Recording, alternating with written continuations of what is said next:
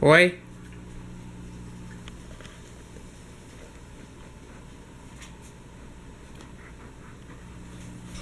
Alright, today I'm going to be cleaning my canister filter. This is what it looks like after 3 months. It's pretty dirty.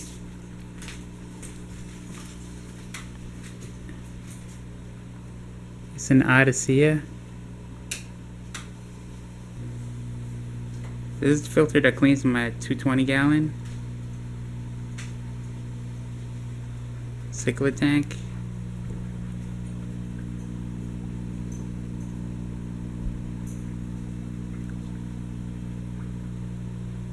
There's a lot of debris in the water right now because I just did a water change.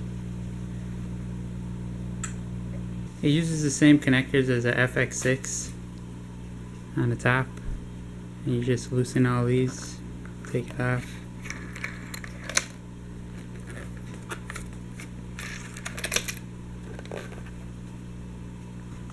But before I do that, I'm going to tilt it over and pour out some water.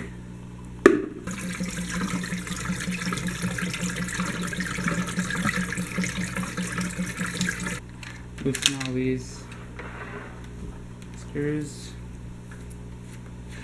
A mod I did was I put these nylon plastic washers so it clamps down a little better so you don't crack the lid. And I also changed these O-rings to some better O-rings that I got from Lowe's, because these ones, or the ones that came on it, caused the quick connects not to fit that well. Pretty dirty. Just gonna remove it, dump it out.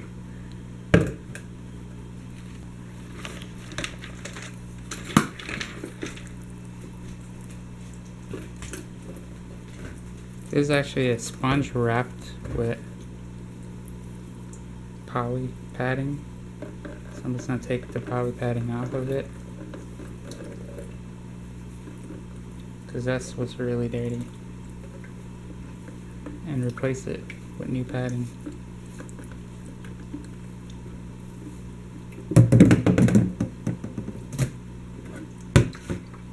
We'll give this a quick cleaning in my mug. Top sponge is pretty clean now, so I'm going to put this to the side. I like to use cheap dish trays when I clean canisters to put everything in. This canister holds way more media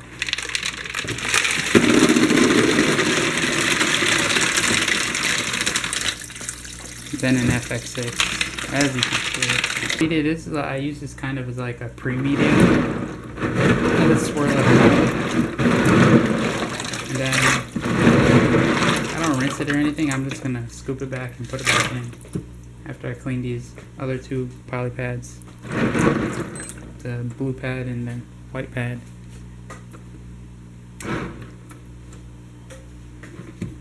But this canister just holds so much media compared to the FX6, which I also have on the tank. These pads, I'm just going to wash them and reuse them. I only change these about once a year probably, but I usually just rinse them every 3 months or so. And they come out looking brand new again.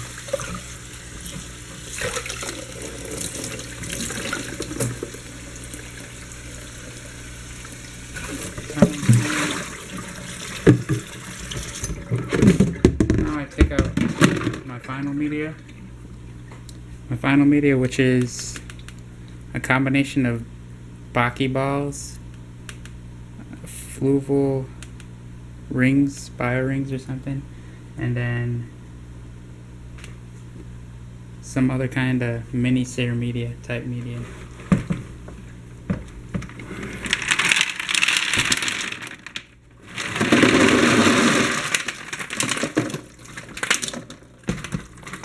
Maybe just swirl around and I'm just gonna scoop it and put it back in. The way this canister filters is it sends in the inlet, the water comes in the top, filtered it through all the layers and then comes out through this tube. That's the return tube. So it filters from the top down and back out. To get this canister back together is you want to make sure this tube always lines up. It has to be in the same spot, so I marked it. I just put a scratch mark here so I know that's the position it needs to be in. And this is the return, the out tube. And once you start putting your media, it's going to try to move this around, so first I'm going to put it all in, away from the tube.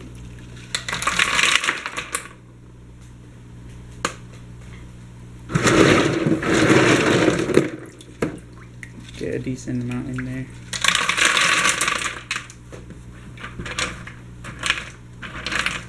All away from the tube.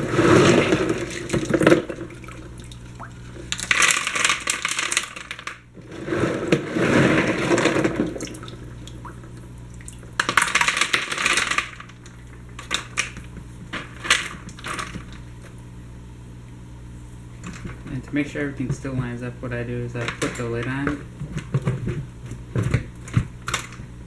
and then I shake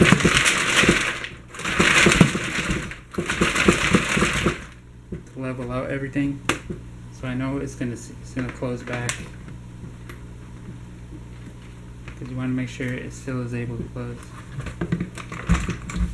And your pads back. Put my white pad first.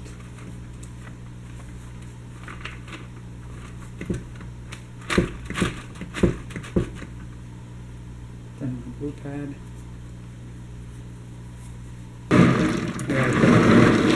All this fire media back in. I start on the side away from the tube.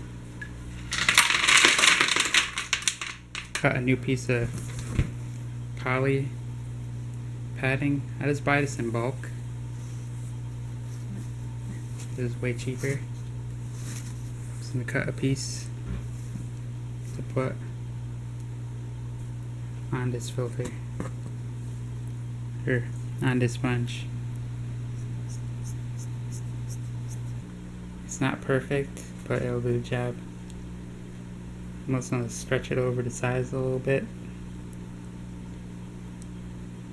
You can put it on thicker if you need more filtration, or thinner if you need less filtration.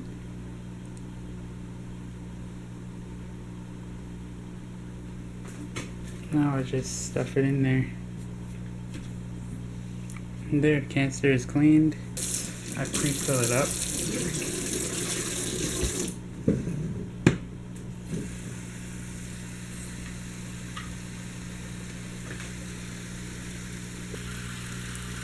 Alright, it's about full. I'm gonna put the lid on. Line up your outside with the tube.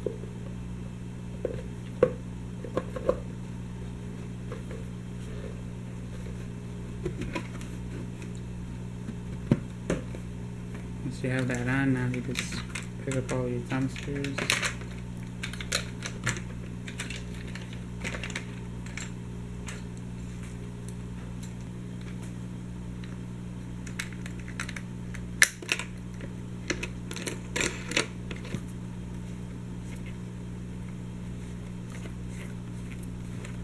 And finger tighten all these down.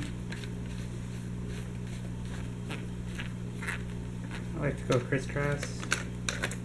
Alright, now it's back in the stand. Back in position. Just grab your connections, snap them on.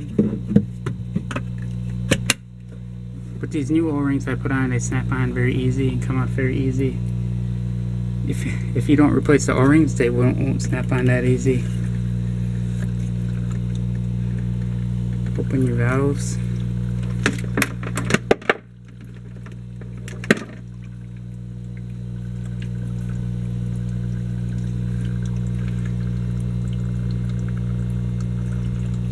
hear the water flowing.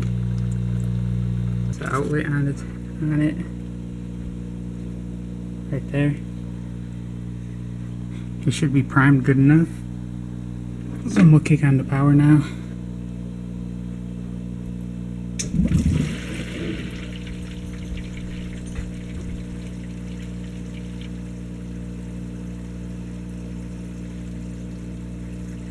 I'll let it run a little bit.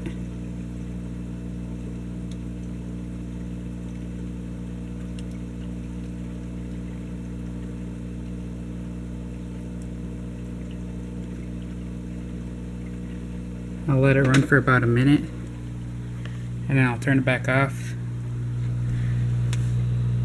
for about 30 seconds and kick it back on. And this canister is silent, it makes no noise. All the noise is my air pumps. See, with the air pumps off, it's quiet.